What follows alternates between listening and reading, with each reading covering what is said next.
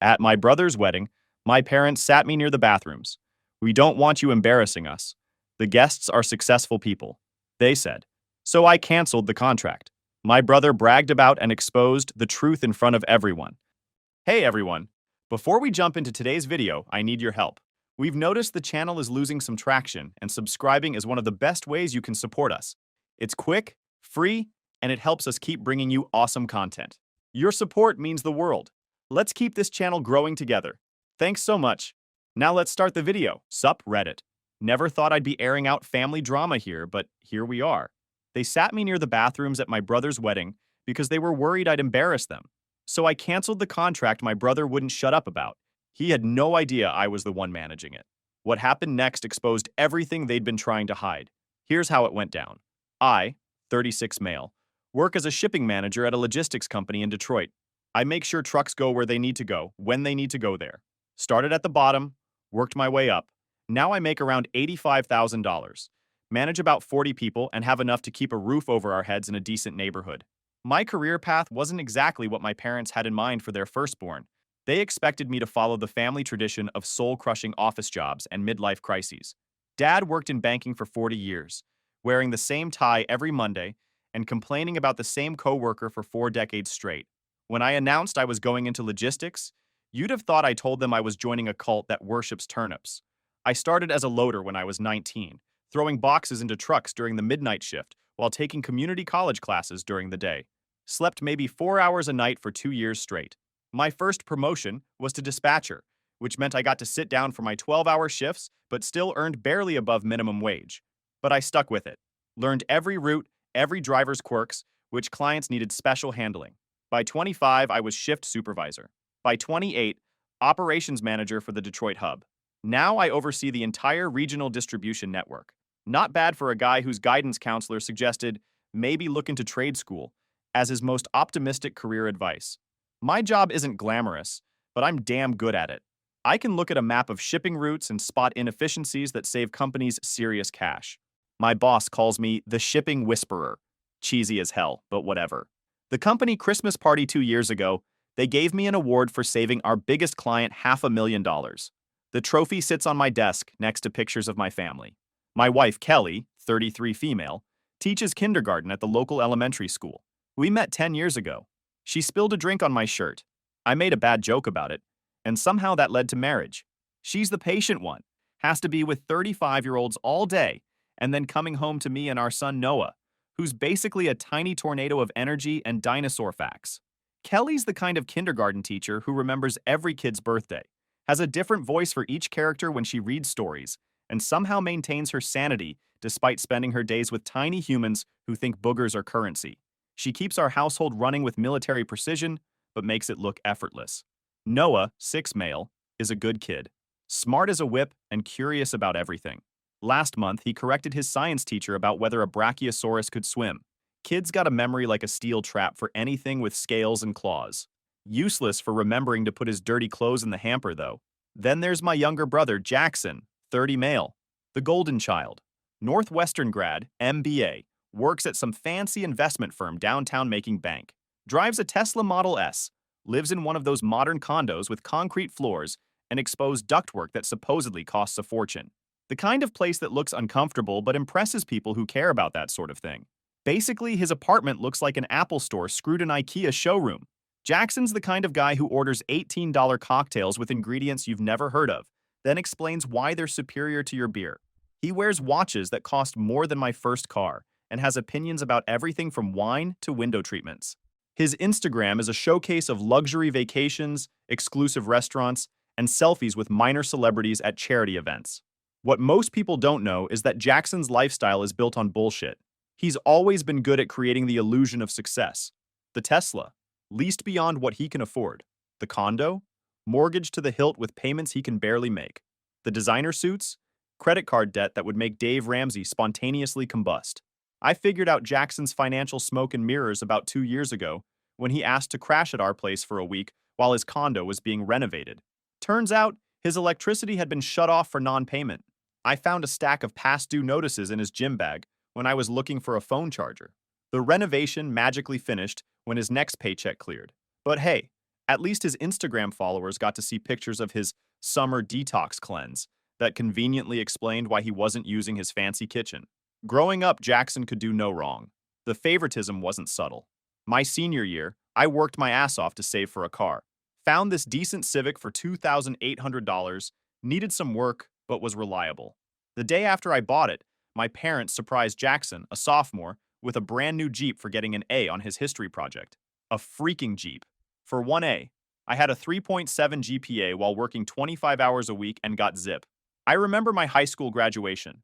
I was in the top 20% of my class. Not valedictorian material, but solid enough for a kid who worked 25 hours a week.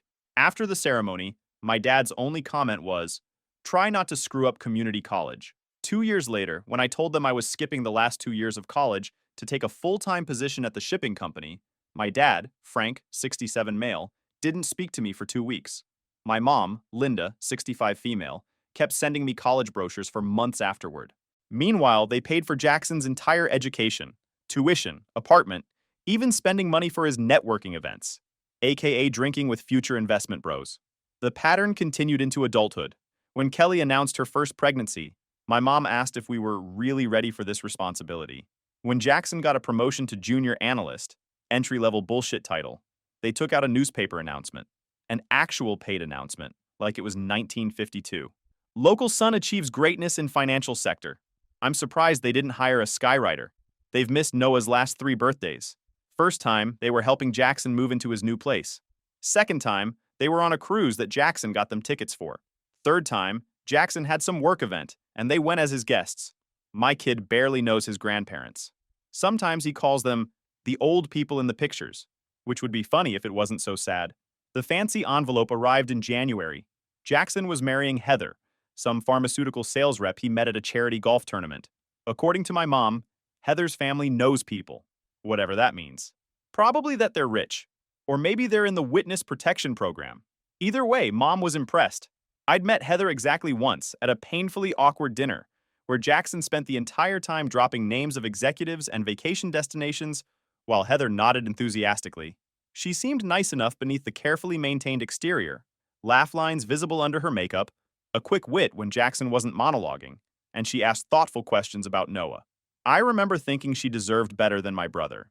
But then again, so did most people.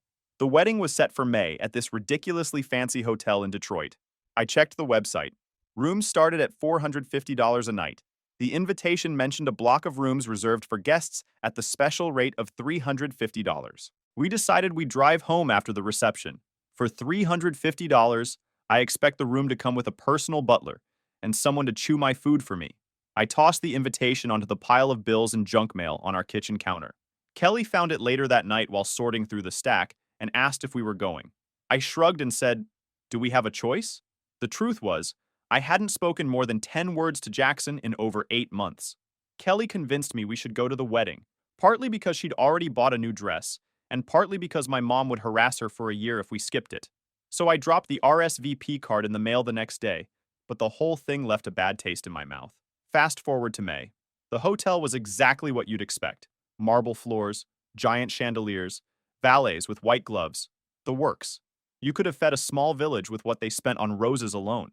As we pulled up, I spotted my old buddy Tony, 36 male, outside smoking.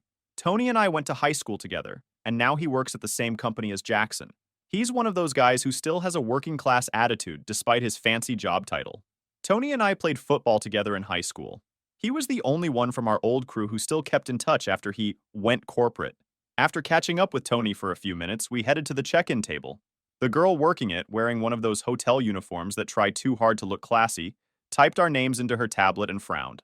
She informed us we were at table 32, which I didn't think much of until she directed us to our location. We weren't in the main ballroom with everyone else. We were in a small overflow area near the bathrooms, behind a decorative screen.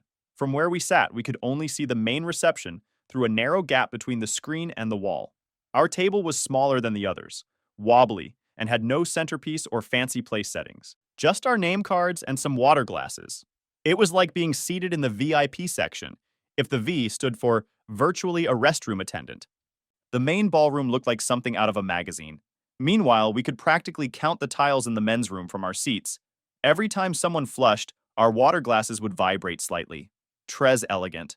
The only other people at our table were Jackson's weird conspiracy theory cousin Marcus and his girlfriend, plus some ancient great aunt of Heather's who kept asking if I worked for the hotel and complained that her soup was cold. I excused myself to check out the bar situation, really just needed a minute to breathe before I said something I'd regret. That's when Tony's girlfriend Emma spotted me and waved me over. When I explained our seating arrangement, Emma hesitated before informing me that Jackson had specifically told Heather to put us somewhere out of the way because he didn't want us embarrassing him in front of his boss. Emma worked in event planning and had helped Heather with some of the wedding details. She'd overheard Jackson and Heather discussing the seating chart in their condo one evening while she waited for Tony to pick her up. According to Emma, Jackson had pointed to our names and said, "Just put them somewhere they won't interact with anyone important. Drew will probably wear the wrong kind of suit and talk about truck routes all night." My blood pressure skyrocketed, but I just nodded and thanked her for the info. Kelly, who had come looking for me and overheard the last part of our conversation, squeezed my hand hard when I returned and whispered for me not to do anything stupid. I assured her I wouldn't. I needed some air and another drink, so I told Kelly I was going to hit the bar. Instead, I found Tony near the smoking area again. He was on his third cigarette based on the butts crushed under his shoe. When I complained about our bathroom-adjacent seating, Tony winced and said he'd noticed. After a moment of awkward silence, he sighed and told me something I shouldn't know. Jackson was finalizing a huge distribution deal with a major client, a $2.8 million contract that would basically guarantee him a promotion to senior vice president. The CEO of this client was at the wedding as a personal guest of Jackson's boss. Tony explained that Jackson had been positioning himself as the key relationship manager for this account for months. He'd been taking the CEO to expensive lunches, sending elaborate gift baskets to their office, and basically claiming he had some special insight into their distribution needs because of his industry connections. He's been hinting that he's got some family in the shipping business that gives him insider knowledge, Tony said, but he never mentions it's you specifically. Just talks vaguely about my distribution sources like he's some kind of logistics guru. The kicker? This client was my company's biggest account. I personally saved them close to $500,000 last year by reworking their Detroit-Cleveland route. I've played golf with their operations director, Steve, several times. This wasn't just some random client. This was the account that had earned me that trophy on my desk. I'd spent 6 months analyzing their shipping patterns, identifying inefficiencies, and designing a custom distribution model that cut their costs nearly in half.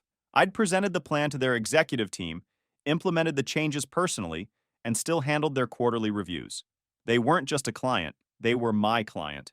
According to Tony, Jackson had been telling everyone at his firm that he'd secured this relationship because of his personal connection to their management team. He'd been implying he was the reason they worked with my shipping company. He takes these guys to Morton's once a month and acts like he's giving them some special access to shipping insights, Tony said, always talking about my logistics team and how he's overseeing the distribution strategy. The other day, he told Richard that he was the one who suggested the route changes that saved them all that money. When I asked if Jackson knew about my connection to the account, Tony said he probably didn't. Jackson just knew I worked at the shipping company in some management role. He'd heard Jackson tell people I drove a forklift, because apparently in my brother's mind, anyone who doesn't wear custom suits to work must be operating heavy machinery. Last week he was showing off these shipping reports in a meeting, Tony continued. All these charts and data about efficiency metrics. I recognized your company's logo on them, but he'd covered up the author's name with sticky notes, kept calling it my distribution analysis. Tony confirmed the deal was basically done, with paperwork being drafted that week. Once it closed, Jackson would get a massive bonus, and likely a promotion to senior VP, at 30 years old. The position would come with stock options, a corner office, and probably another $100,000 in salary, all based on stolen work and lies. As Tony headed back inside, I stood there in the cool evening air, the pieces of a plan starting to form in my mind. I wasn't just angry anymore. I was calculating. All those years of optimizing shipping routes had taught me how to identify the most efficient path to a destination. And right now, my destination was exposing Jackson's fraud. Back at our bathroom-adjacent table, I tried to enjoy the rubbery chicken dinner while keeping a mental tally of how many times the men's room door creaked open and closed during our meal. 32, if you're counting. Each time, a waft of industrial bathroom cleaner would drift over to our table. Nothing enhances a $200 per plate dinner like the smell of urinal cakes. I scanned the room and spotted Steve from the distribution company sitting at one of the premium tables near the front. He was chatting with some executives from Jackson's firm, including Jackson's boss, a silver-haired guy named Richard, who I'd met once at a business function. As I watched, Jackson joined their table, all smiles and backslaps. Classic Jackson, working the room, playing the part of the successful young executive with the perfect connections. I excused myself and made my way to the men's room. Might as well take advantage of our premium bathroom access, right? As luck would have it, Steve walked in just as I was washing my hands. "Drew!" he exclaimed, genuinely pleased to see me. "What the hell are you doing here?" Steve had always been friendly, the kind of client who remembered your kids' names and asked about your weekend before getting down to business. We weren't friends exactly, but we had a solid professional relationship built on mutual respect, which was more than I could say for most of my family relationships. He was surprised to learn I was the groom's brother. Apparently, Jackson had never mentioned that small detail. We chatted for a few minutes while Steve used the facilities, and he brought up the big deal they were finalizing with Jackson's firm next week. "Your brother's been instrumental in putting this together," Steve said, washing his hands. "Says he's got special insight into the shipping industry because of family connections. Never mentioned it was you specifically." I nodded, feeling a cold anger settling in my stomach. Jackson's always been creative with the truth. I led Steve to our table and introduced him to Kelly and Noah. Steve's got kids of his own, so he and Noah hit it off talking about dinosaurs. When Steve asked why we were seated all the way back by the bathrooms, despite me being the brother of the groom, I just shrugged, letting him draw his own conclusions. "Strange choice," he commented, looking around at our isolation. "Especially since you're the guy who's been saving us $500,000 a year on shipping costs." As Steve headed back to his table, I caught Jackson watching us, his face going pale. He knew who Steve was. He knew I knew Steve. And judging by his expression, he'd just realized he might have a problem. Like watching someone realize they left their straightening iron on while boarding an international flight. His panic was almost comical. He excused himself from his table and made a beeline for the hallway, pulling out his phone. Damage control, no doubt. Too little, too late. But I wasn't done yet. I texted Emma asking about some files Jackson had her grab from my office during a visit last Christmas. She confirmed they were route efficiency reports for the same distribution client, which Jackson claimed I wanted him to review since he was helping with the client. When Emma forwarded me the related emails, the pieces clicked into place. Jackson had obtained my confidential route optimization reports, the ones I'd created that saved the client $500,000, and was using them to secure this deal with his investment firm. The reports weren't just routine documents, they represented months of work, proprietary algorithms I'd developed for calculating optimal load distribution, custom software tools I'd created to model different routing scenarios, the kind of intellectual property that companies guard zealously because it gives them a competitive edge. And Jackson had stolen it to make himself look good. I forwarded the evidence to my work email and to Tony's personal account, just to be safe. Then I ordered another drink and watched Jackson work the room, completely unaware of what was coming. Like a squirrel taking selfies on the highway, blissfully ignorant of the approaching semi. The reception was in full swing. First dance done, cake cut, boring speeches made. Jackson hadn't acknowledged our existence all night, except for a brief moment in the receiving line when he introduced me to Heather's parents as, "My brother Drew. He works at a shipping company or something." I was about to make my move when something unexpected happened. My phone buzzed with a text from Tony. "Check your email now." I stepped outside to a quiet hallway and opened my email. Tony had forwarded me an email chain I wasn't supposed to see. Messages between Jackson and my father from 3 months ago, discussing how my father would steal my shipping reports from my home office so Jackson could use them for his big deal. The emails were shockingly explicit. "Jackson, Dad, I need those shipping reports Drew showed you at Christmas. The ones for National Supply Chain. My boss says if I can land this account, the SVP position is mine. Dad, I'll get them next time we're at his house. He keeps a copy in his home office. He'll never know they're missing. Jackson, perfect. I need the route optimization data and the cost analysis spreadsheets. The quarterly projections would be helpful too if you can get them. Dad, we're stopping by next weekend. Linda wants to see the boy. I'll make an excuse to use his office." The next email was from a week later. "Dad, got the reports, scanned them and attached. Delete this email after you download them. Drew would be furious if he knew. Jackson, thanks, Dad. Don't worry, this stays between us. Drew will never know, and it's not like he'd do anything with these reports anyway. They're wasted on him. Dad, just be careful how you use them. Make sure to change the formatting so they don't look like they came from his company." But there was more. Tony had forwarded another email chain, this one between my father and mother from just last month. "Dad, I don't think we should give Jackson any more money. We've already put $120,000 into his investment opportunities and haven't seen a dime back, Mom. But he says this distribution company deal is guaranteed. Once it closes, he promised he'll pay us back everything with interest. Dad. That's what he said about the last Threesier things. We're going to have to refinance the house at our age. I'm worried, Linda. Mom. Frank, he's our son. If we don't believe in him, who will? Drew is fine on his own, but Jackson needs our help. This time it's different. He promised. He showed me the projections. This distribution contract will bring in millions for his firm. His cut will be enough to pay us back, and then some. Dad, those projections are based on reports I stole from Drew's office. What if someone finds out? My father had stolen my work from my home office and given it to Jackson, and Jackson had been bleeding my parents dry with promises of big returns that never materialized. My parents were remortgaging their house at 67 because of Jackson's sure things. Apparently, Jackson's financial strategy was less Warren Buffett and more Bernie Madoff meets a casino addict. I remembered now. Dad had stopped by unexpectedly one weekend in January, claiming he was in the neighborhood. He'd asked to use my home office to check his email while Mom browsed Kelly's garden. I'd thought it was weird at the time. Dad never just stopped by. But I'd been distracted with Noah's science project and didn't think much of it. My father had been methodically betraying me while pretending to visit his grandson. Another text from Tony informed me that my dad was also the one who suggested putting us by the bathroom, saying it would be better if his shipping manager son wasn't visible to the investment firm partners. The rage I felt was ice cold and crystal clear. This wasn't just Jackson being Jackson. This was my father actively undermining me to prop up his favorite son. I walked back into the reception, a new plan forming. This wasn't just about embarrassing Jackson anymore. This was about exposing a lifetime of lies and manipulation. I spotted my father standing with Jackson, Steve, and some investment firm executives. They were laughing, probably at some inside joke about golf memberships or yacht clubs. My father was wearing a new suit. He was playing the part of the successful businessman with his successful son, both of them built on lies and stolen work. I approached calmly and asked my father if I could borrow him for a second. He looked annoyed at the interruption but excused himself. When I confronted him about stealing my shipping reports from my home office, the color drained from his face. He tried to deny it until I showed him the email chain Tony had forwarded me. His expression shifted from denial to panic in an instant. Drew, I can explain. Explain what? How you broke into my desk to steal proprietary company information?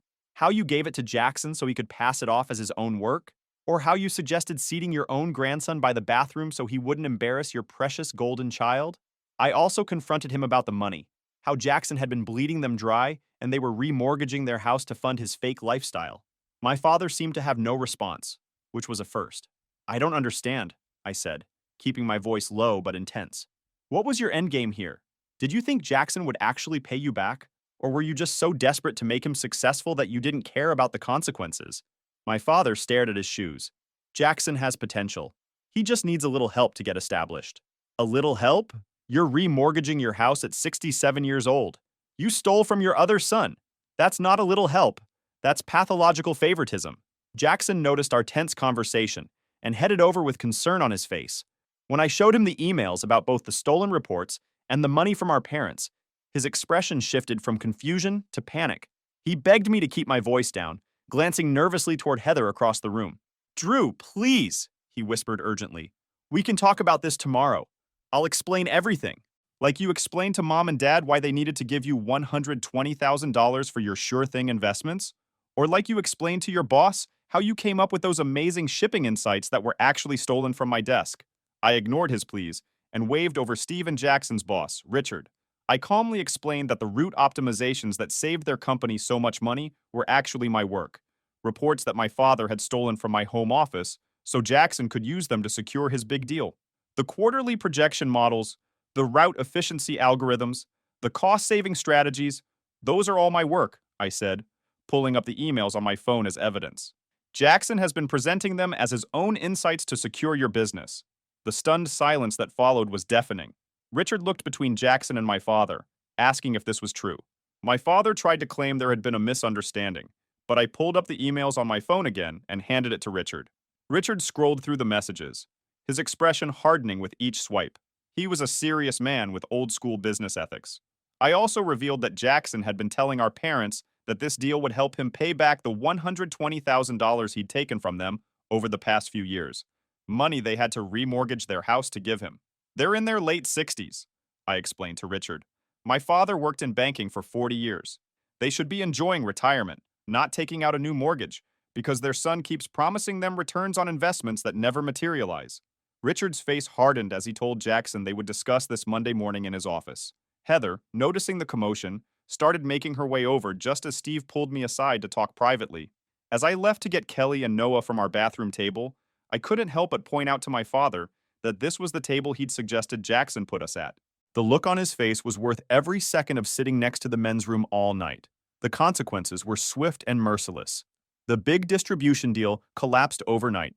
Steve called me the next morning to explain that they couldn't in good conscience work with a firm that had obtained their business through fraudulent means. Instead, they wanted to expand their direct relationship with my shipping company, potentially doubling our contract. Jackson wasn't just suspended. He was fired with cause: corporate espionage, theft of intellectual property, and using confidential information to secure a fraudulent deal. His boss filed a formal complaint with the Investment Regulatory Board, effectively blacklisting Jackson from any similar position in the future. Career-wise, Jackson went from rising star to radioactive waste faster than you can say fraud investigation. Richard personally called me to apologize. He explained that the firm had a zero-tolerance policy for ethical violations, especially those involving client relationships. If he'd stolen from a competitor, that would be bad enough, Richard said. But stealing from his own brother and presenting it as original work, that crosses every line. 3 days after the wedding, Heather filed for an annulment. Turns out she hadn't known about Jackson's financial house of cards. The family money he'd claimed to have was non-existent. The investments he'd bragged about were underwater. The prenup she'd signed was useless because Jackson had nothing to protect. Shortest marriage since Britney Spears in Vegas. Heather's father, a successful surgeon with old money connections, was furious. Not just about the wedding expenses, which were considerable, but about the potential damage to his reputation. He'd vouched for Jackson with several business associates, introducing him as his future son-in-law and implying he was a financial wunderkind. Now those same associates were calling to express their concerns about the doctor's judgment. When the truth about Jackson's finances came out, his creditors pounced. The Tesla was repossessed from his former firm's parking lot in front of all his ex-colleagues. The condo went into foreclosure. He went from Wolf of Wall Street to the guy living on his cousin's couch in record time. The final blow came when one of Jackson's investment partners, a shady character he'd borrowed $50,000 from for some crypto scheme, showed up at my parents' house looking for his money. The guy was built like a linebacker and had a neck tattoo that said Karma in blocky letters. My dad had to call the cops. Nothing says, "I've made good financial decisions," quite like having a man named Karma threatening your elderly parents. It turned out that Jackson had been borrowing from increasingly questionable sources as legitimate lenders caught on to his financial situation. He'd started with bank loans, moved on to high-interest credit cards, then personal loans from colleagues, and finally the kind of alternative financing that comes with implied threats rather than written contracts. 2 weeks after the wedding, Jackson filed for bankruptcy. He had over $300,000 in debt and zero assets. His credit score was now lower than the temperature in Antarctica. The bankruptcy filing revealed the full extent of Jackson's financial deception. He'd been living on approximately $250,000 per year, despite his salary of $120,000. The difference had come from loans, cash advances, and money from our parents. He'd spent $42,000 in the past year on clothes alone. My mother called daily, alternating between begging me to help Jackson and blaming me for ruining his life. I let her calls go to voicemail. It was the same pattern. Excuses for Jackson, blame for me. I'd spent my whole life listening to it, and I was done. "How could you embarrass him at his own wedding?" she demanded in one particularly shrill message. "He was about to turn everything around with this deal. Now he's lost everything because you couldn't let him have his moment." No acknowledgement that the moment was built on stolen work. No recognition that Jackson had been systematically defrauding them for years. Just the same old refrain: protect Jackson at all costs. A week later, I agreed to meet my father at a diner near my house. He looked older, tired, the arrogance gone from his posture. Without preamble, he told me I'd made my point and now needed to help them fix everything. No apology, no acknowledgement of what he'd done. When I asked which part of the disaster he wanted me to magically repair, he admitted they were going to lose the house. The bank had called the day before, and they couldn't make the new payments on their fixed income. I pointed out that this was the direct result of them continuously giving money to Jackson for his sure things and stealing from their other son to help the golden child. My father just stared into his untouched coffee and mumbled that Jackson had promised to pay it back. Jackson arrived shortly after, looking like shit. He said he needed a job because his credit was so bad he couldn't even rent an apartment. Heather's lawyer was coming after him for fraud, and his conspiracy theorist cousin wanted him off the couch by the end of the month. It was like watching a peacock transform into a plucked chicken. I pointed out that he could have come to me at any time for legitimate help, instead of stealing my work and draining our parents' retirement. He didn't deny any of it. After some consideration, I agreed to talk to Steve about an entry-level position at my shipping company, something in the mailroom or warehouse at minimum wage with no special treatment. I also said I'd look at my parents' refinancing situation to see if they could restructure or if they needed to downsize. My father seemed shocked at the suggestion they might need to sell the house, the one they'd mortgaged to fund Jackson's fake lifestyle.